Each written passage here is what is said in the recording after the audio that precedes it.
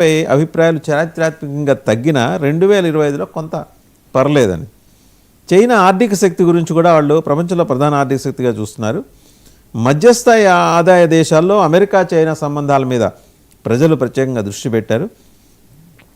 Xi Jinping మీద విశ్వాసం దగ్గర వచ్చేప్పటికి మీరు చెప్పిన దానికి కొంత భిన్నమైన అబ్జర్వేషన్ ఇక్కడ వచ్చింది. 25 దేశాల మధ్యస్థ గణాంకాల ప్రకారం 69% మంది జీ జిన్పింగ్ మీద విశ్వాసం లేదని చెప్పారు. 69% మంది. సో ఇది మొత్తానికి ప్యూ సర్వే అంటే మీరు ప్రస్తావన చేశారు కాబట్టి. సరే, నేను అనేది ఏంటంటే మళ్ళీ coming back to our subject, ఇప్పుడు లలిత్ మోదీకి విజయ్ మాల్యాకి ఇచ్చిన యూకేలో దొరుకుతున్న రాజభోగం యుఎస్లో మాత్రం తహవీర్ హుస్సేన్ రాణాకి దొరకలా. 52 కోట్లకి వెళ్ళాడండి ఆయన. వెళ్తే అన్ని కోట్లు తిప్పి పంపిస్తే సుప్రీంకోర్టుకి వెళ్తే అసలు నువ్వు రామా కోర్టు గుమ్మమే ఎక్కద్దని చెప్పేసి అర్జెంటుగా ప్యాక్ చేసి ఇండియా పంపించేశారు. రేపొద్దున వాళ్ళు కూడా ఇలాంటి విచిత్రమైన వాదనలు తెర మీదకి తీసుకొచ్చే అవకాశం ఉంది కదా ఉగ్రవాదులు కూడా.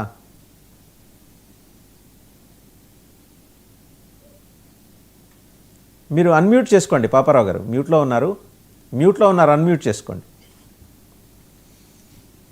మొదటిది ఏంటంటే ఇక్కడ మనకి ఆ రెండవ దేశానికి ఉన్న ఈక్వేషన్ బట్టి ఉంటుంది ఒకటి.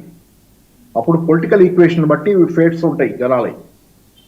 పొలిటికల్ ఈక్వేషన్ కనుక మారితే కనుక పరిస్థితులు మారుతాయి. అంతే తప్పితే వాడు అవినీతి పరుడు కావటం వల్ల మనకి వాడు పంపబట్టం, వాడు తీవ్రవాది కాబట్టి ఇక్కడ మనం తీసుకురావటం సులువు అవటం, అక్కడ కోర్టులు కాదటమే కాదు. చాలా ఈక్వేషన్స్ ప్రకారం నడుస్తున్నాయి అన్ని. ఈక్వేషన్ కనుక చెడితే ఎంత పెద్దోడైనా పడిపోతాడు. ఈక్వేషన్ బాగున్నంత కాలం ఎవరికైనా సాగుతుంది. ఇది ఈక్వేషన్ క్వశ్చన్. రెండోది ఏంటంటే ఇక్కడ మీకు ఇప్పటికీ కెనడాలో ఎంత నడుస్తుంది, కెనడాలో మనకి వ్యతిరేకంగా చాలా పరిస్థితులు ఉన్నాయి. చాలా మంది అక్కడ సరే ఒక మతం పేరు పెట్టి నేను మాట్లాడిన కానీ చాలా వ్యతిరేకమైనటువంటి వాళ్ళని, భారత వ్యతిరేకుల్ని ఇంకా ఆదరిస్తున్న పరిస్థితి ఉంది. ఈక్వేషన్ చెడ్డవాడు దొరుకుతున్నాడు, వాడు పంపడతాడో లేకపోతే వాడికి ఏదైనా అవుద్ది.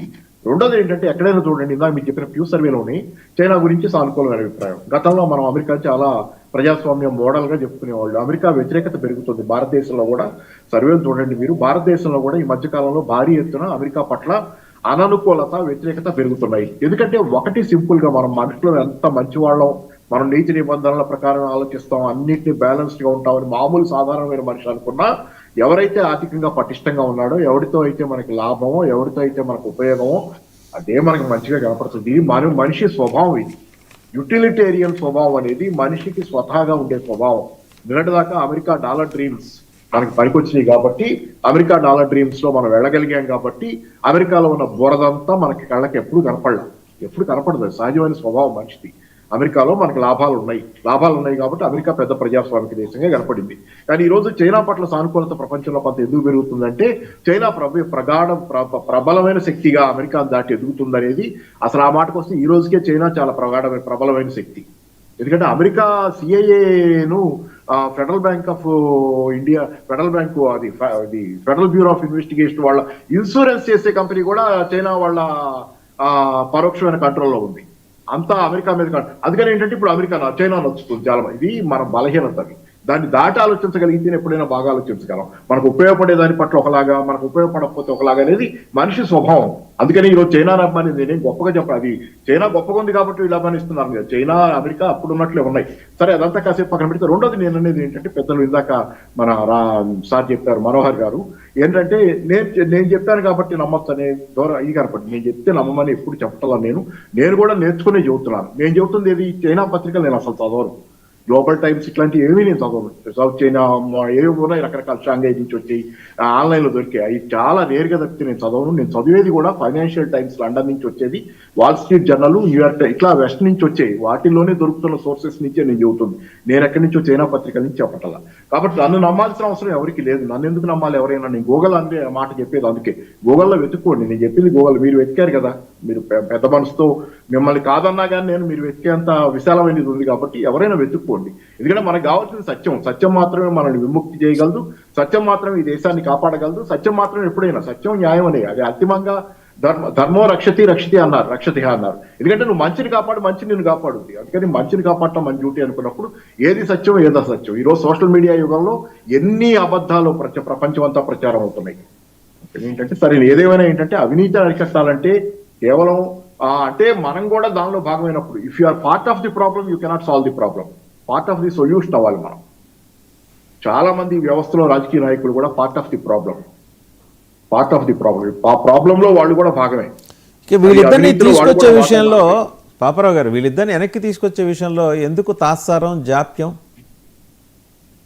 ఎందుకే ఉంది నేను చెప్పింది, దాన్ని దాటి వెళ్ళగలిగినటువంటిది మనం సొల్యూషన్ లో భాగమైనప్పుడు వస్తుంది.